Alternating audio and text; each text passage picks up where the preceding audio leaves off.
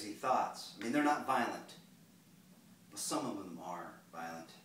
The other day, I was talking to this old woman, and she was talking, and I just wanted to do something outrageous to her, like slap her, or pull out her false teeth, or, you know, play with the flab on her face. I mean, I wouldn't, but, you know, it's something I think about.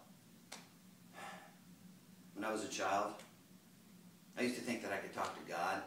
Yeah, in fact, I thought I could talk to God better than anyone in the world, and I couldn't understand why world leaders wouldn't come to me to pray to God, to solve the world's problems. And I would sit in church with my family and my mother.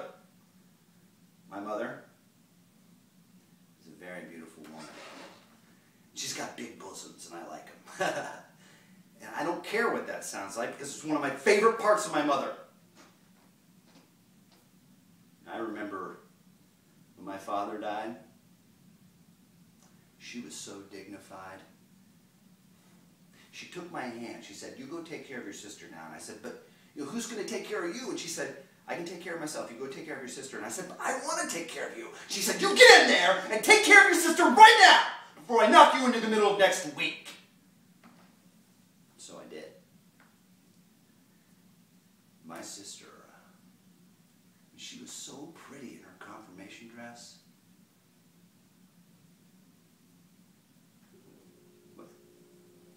Somebody's been flashing the nurses. I don't know anything about that.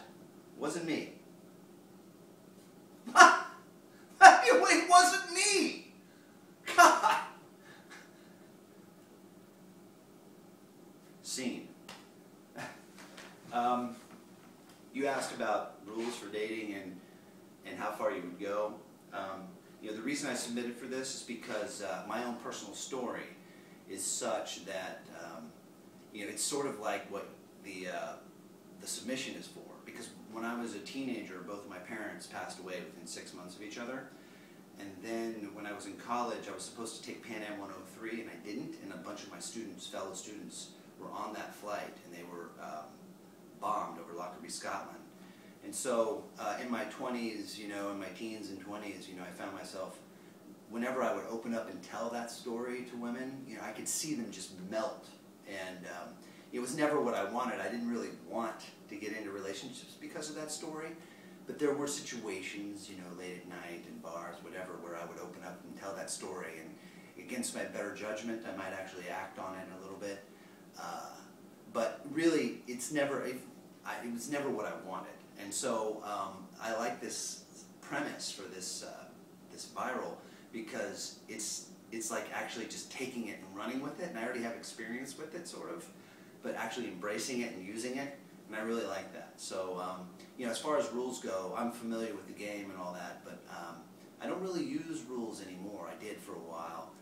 I don't think women should use rules either. I'm sort of against rules. And how far I'll go, I guess it depends on, you know, if I'm really, really in the throes of, you know, heavy-duty infatuation. But I've gone pretty far, obviously. I've used my story in ways that are against my better judgment and my values. So anyway, thanks a lot. I'm Jeffrey Coyne.